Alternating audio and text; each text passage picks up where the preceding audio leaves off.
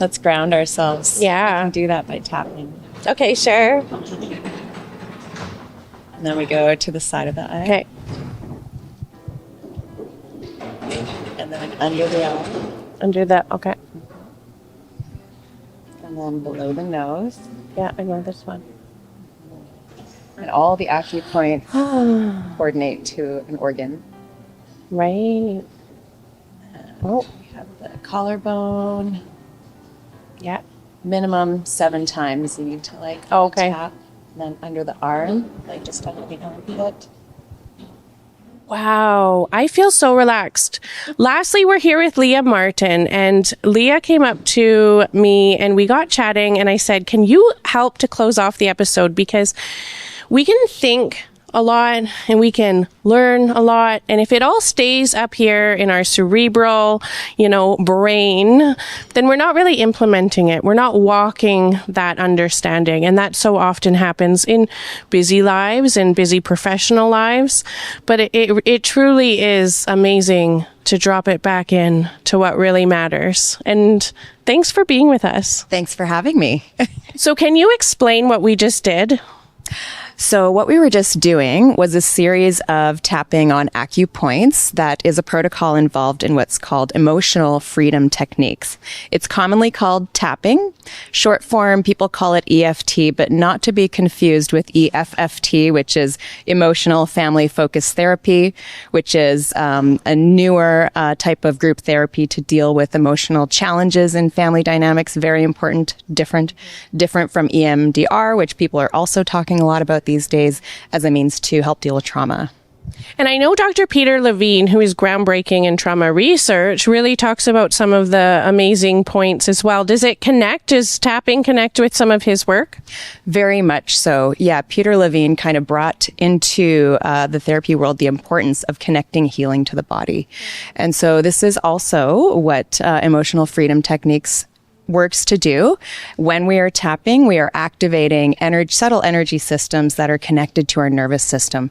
And the nervous system is really where the basis of our trauma and our adverse experiences can live and becomes a part of that cycle that is our emotions to our thoughts, to our behaviors, and then to our actions. So it's all a part of breaking down that cycle to become aware of how our traumas are triggering us in this very moment. Yeah, because we are not mind and body separate. That idea with Cartesian theory, it arose in Western medicine, and no other cultures ever thought that way. But some of the Western medicine approaches, clinical approaches to trauma still see it in that way. Can you speak a little to that? Well, I know with my day job, so many people here are wearing many hats. My day job is I work for the Eskedum First Nation doing alcohol and drug referral to treatment or to recovery options. And I run groups. We talk about the medicine wheel in one group that we do called Wellbriety. And so you get to break it down into those quadrants. There's the mental realm. There's the emotional realm. There is the physical and the spiritual, which are all the aspects that we are comprised of in order to have balance in our lives. And so this emotional realm is something that is up and coming. I feel we're becoming more aware of how our emotional states contribute to our thoughts and therefore our actions on a day-to-day basis. So yeah, it's really important to know that thinking about our problems can only get us so far, which is why I think a lot of people feel hopeless after doing so much talk therapy. They're just repeating their issues and they're like, I'm not getting anywhere. It's because you're mostly thinking about those things in your head. And so yeah, EFT again just works to bring it down into the body and become aware of what you're being influenced by in that moment. It's a great grounding technique. I just felt my parasympathetic nervous system kick in, which is very important for us to be balanced with our very sympathetic world, right? And go. And so it is something you can just do in a moment. And so could people do this at home and even try it themselves and and see the impact without having a facilitator present? 100%. And this is why I say I'm not going to get rich doing this. But what I hope to do is work with people in my coaching business to help them learn this self-care technique for themselves and how to do it effectively. It does involve utilizing it, in a daily way. So you're building up a maintenance routine when it comes to self-care. But this is absolutely something that somebody can do in their home with little harm to yourself without working with a professional. So you mentioned a coaching business. So does that mean that people in the North can find you? Yeah, so my website is under construction currently, but it is integrateemotionalsuccess.com. And yes, I'm an emotional success coach. I've just recently completed a full practitioner training.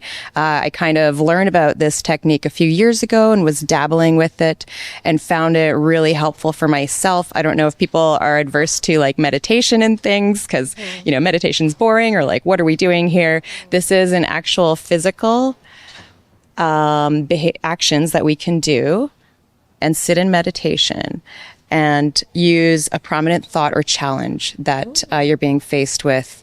And so there's a whole other way to use this online. You can find YouTube videos where people are leading people in EFT routines. It's like a repeat after me kind of thing. There's different elements of various therapies that are involved in emotional freedom techniques. We're utilizing exposure therapy. We're utilizing cognitive behavioral therapy aspects. We're utilizing motivational interviewing when we are working one-on-one with someone. So it really is a diverse tool. At the very least, crisis intervention, just tapping on the points when you're feeling overwhelmed or stressed. To working one-on-one with a counselor where you're going, or with a practitioner, where you're going into depth with a specific issue that's personal to them. So integrative with other modalities that are known to be useful. And did you find that the Symposium is very integrative while you've been here? I think that we're starting to look at self-care in professionalism in a different way, emphasizing it more and more, realizing burnout for people. And so I'm really happy to hear that the closing forum that we're going to have is on emotional intelligence and what that means for self-care. So I'm pretty excited for that talk. Yeah, I think they did a great job in stringing together multiple lenses and perspectives. So in closing, do you want to practice a tapping technique for myself, or you could do one for an example of a thought? Because you said you could guide a thought with the tapping. What does that look like?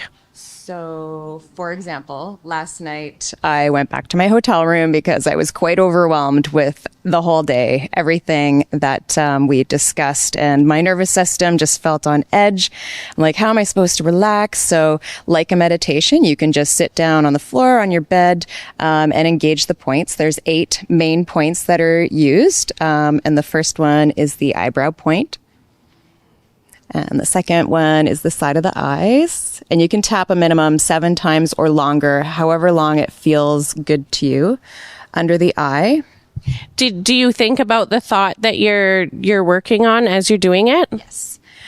Can you say it out loud, like how your thought would be going with it? So something I would do, if I'm using a specific thought, I would include the side of the hand point, which we call in EFT the setup. So I would bring it to my awareness by saying, even though I'm feeling very overwhelmed because of all the information I just took in today, I will deeply and completely love and accept myself. And then you say that 3 times, and then you would move to the points. And just with the exposure therapy aspect, you would just say the most activating part of that, which would then be the feeling overwhelmed, feeling overwhelmed, feeling overwhelmed.